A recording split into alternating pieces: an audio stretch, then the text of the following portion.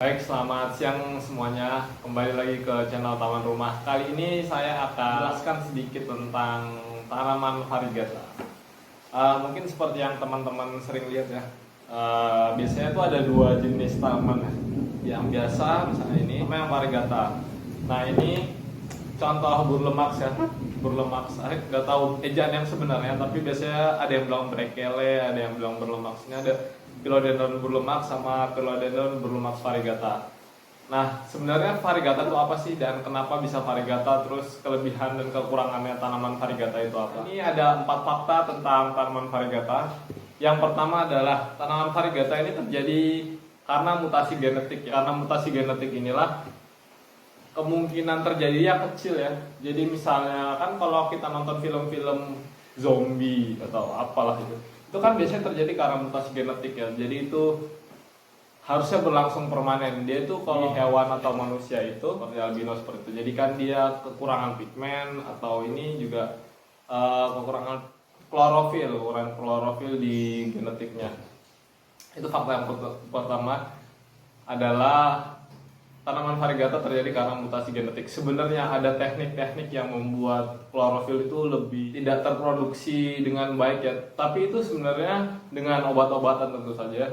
Tapi itu nanti coraknya nggak seperti ini ya. Dia biasanya lebih, misalnya Philodendron dwarf red Congo yang kecil itu loh. Itu sebenarnya kan namanya dwarf red Congo. Dwarf itu kan kurcaci ya.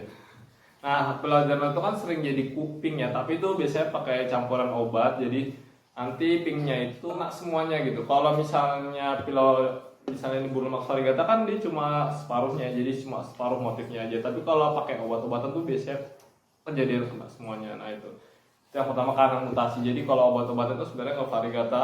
Dan biasanya yang pakai obat-obatan itu setelah dia daunnya sudah nggak disemprot lagi, jadi balik lagi. Jadi misalnya yang awalnya pink gitu nanti jadi hijau lagi. Yang pertama, nah itu yang pertama karena mutasi. Yang kedua, tanaman variegata ini lebih rentan terhadap cahaya matahari. Seperti albino, tanaman yang variegata itu juga nggak kuat panas, makanya tanaman-tanaman ini tuh harus di tempat yang lebih luas. Yang ketiga adalah tanaman variegata perawatannya lebih susah. Karena seperti yang tadi dijelaskan sebelumnya, tanaman variegata itu mudah gosong dan lebih rentan terhadap cahaya matahari.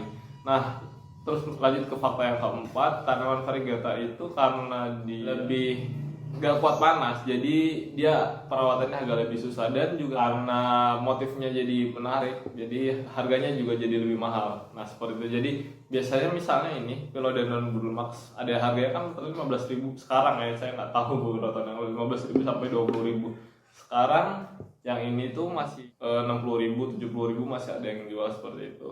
Nah ini juga waru biasa itu bahkan di jalan-jalan banyak. Tapi kalau yang ini kan lebih bagusnya, lebih cantik karena warna-warna putih, ada putihnya. Tapi ini juga lebih rentan nih, gampang banget kalau kena panas, dia agak mudah gosong. Dia kalau kena panas sedikit langsung daunnya agak kayak kurang sehat gitu, layu gitu. Jadi makanya tanaman ini tuh agak lebih susah daripada tanaman biasa. Tapi kalau kalian perawatannya benar, insya Allah bisa tumbuh dengan sehat. Ya itu aja, terima kasih.